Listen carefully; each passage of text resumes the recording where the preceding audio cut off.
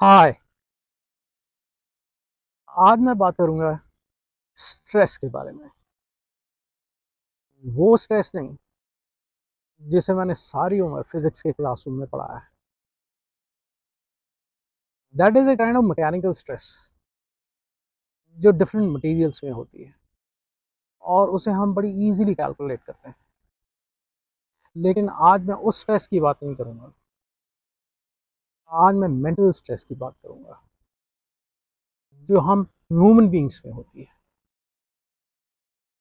उस स्ट्रेस को कोई मशीन नाप नहीं सकती, लेकिन आज की डेट में हर इंसान उस स्ट्रेस को फील करता है।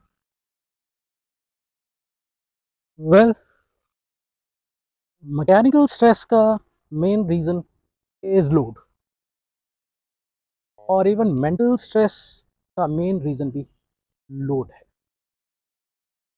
मेंटल स्ट्रेस मतलब मानसिक तनाव जो कि हर इंसान महसूस कर रहा है, चाहे वो छोटा बच्चा है, चाहे वो यूथ है जिसे हम जेनजी बोल रहे हैं, या फिर वो बुजुर्ग है। सभी को मेंटल स्ट्रेस महसूस होती है। स्ट्रेस को हम बेसिकली तीन कैटेगरीज में क्लासिफाई कर सकते हैं। नंबर एक, वो स्ट्रेस जिसे हम अननोइंगली देते हैं। नंबर दो, एक ऐसी स्ट्रेस जो जबरदस्ती आप पे थोप दी जाती है, it is thrusted upon you. And तीसरी स्ट्रेस जिसे हम खुद क्रिएट करते हैं। और सबसे पहले हम बात करेंगे द स्ट्रेस जो कि हम अननोइंगली देते हैं। आज की लाइफ में हर इंसान एक रेस में दौड़ रहा है और सब एक दूसरे से आगे निकलने की कोशिश कर रहे हैं। हर इंसान अपने आप को दूसरे से बेहतर साबित करने में लगा है, और इस रेस में हम अपने छोटे छोटे मासूम बच्चों को भी शामिल करते हैं।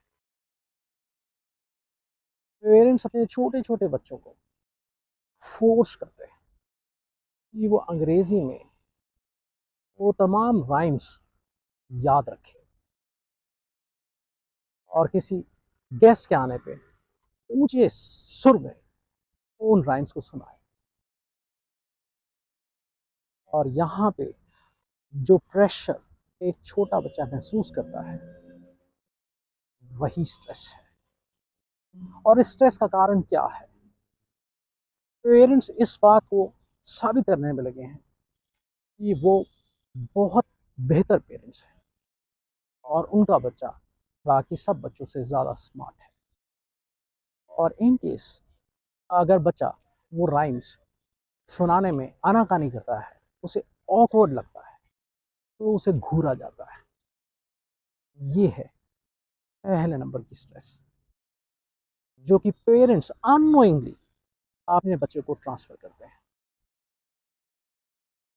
बजाय इसके कि बच्चे को ट्विंकल ट्विंकल लिटिल स्टार की राइम सुनाई जाए, बेहतर होता अगर पेरेंट्स बच्चे को अपने घर की छत पे ले जाके टिम टिमाते हुए तारे दिखाते, उससे बात करते, उससे उसके सपने डिस्कस करते, तो वो स्ट्रेस नहीं लेता, तो एक बेहतर इंसान बनता, उसकी इमेजिनेशन ग्रो करती। दूसरी स्ट्रेस है जो आप पे ज़बरदस्ती थोपी जाती है।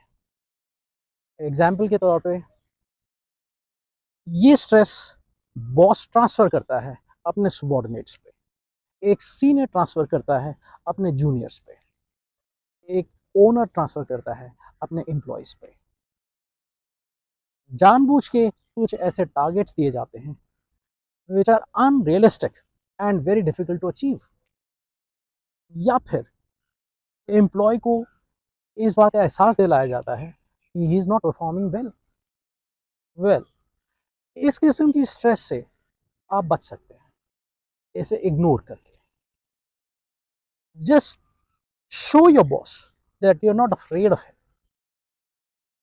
आप उसकी बातों को लाइटली लीजिए and act quietly and tell him politely that the target is not achievable. आपके एक टारगेट अचीव करने से आपको कंपनी का चेयरमैन नहीं बनाया जाएगा, और आपके एक टारगेट अचीव ना होने से कंपनी में ताला भी नहीं लगेगा। लेकिन आप अगर उस अनरियलिस्टिक टारगेट को अचीव करने की कोशिश करते हैं और नहीं कर पाते हैं, तो आपका स्ट्रेस लेवल ज़रूर बढ़ेगा और उसके कारण आपकी परेशानी बहुत ज़्यादा इंक्रीज होगी। लोगों को स्ट्रेस देने का एक मेन कारण होता है पर्सनैलिटी डिसऑर्डर। ये बहुत सारे लोगों में पाया जाता है, और ऐसा वो इसलिए करते हैं ताकि वो अपनी अथॉरिटी जता सकें, ताकि वो इस बात का एहसास करा सकें कि वो आपके मालिक हैं, और इस किस्म की स्ट्रेस से आप बच सकते हैं। Well, third type of stresses जिसके जिम्मेदार हम खुद हैं। इस स्ट्रेस को हम खुद सेलेक्ट करते हैं और खुद के लिए क्रिएट करते हैं, कुछ ऐसी चीज़ों के पीछे दौड़ के जो कि हमारी लाइफ में खुशियां तो नहीं लाएंगी, लेकिन स्ट्रेस लेवल बेहद बढ़ा देंगी। हम कुछ ऐसे टारगेट सेट करते हैं अंडर पीयर प्रेशर, जो कि हमारी स्ट्रेस का कारण बनते हैं। एग्जाम्पल के तौर पे, अगर पड़ोसी ने बहुत बड़ा घर लिया है या फ्लैट लिया है या गाड़ी ली है, तो फिर आप पे एक प्रेशर आता है कि आपको भी अपनी गाड़ी बदलनी है या आपको अपना घर बदलना है, और उसके लिए आप स्ट्रेस लेना शुरू करते हैं। वेल, इस किस्म की स्ट्रेस आप अवॉइड कर सकते हैं by keeping yourself away from all these things.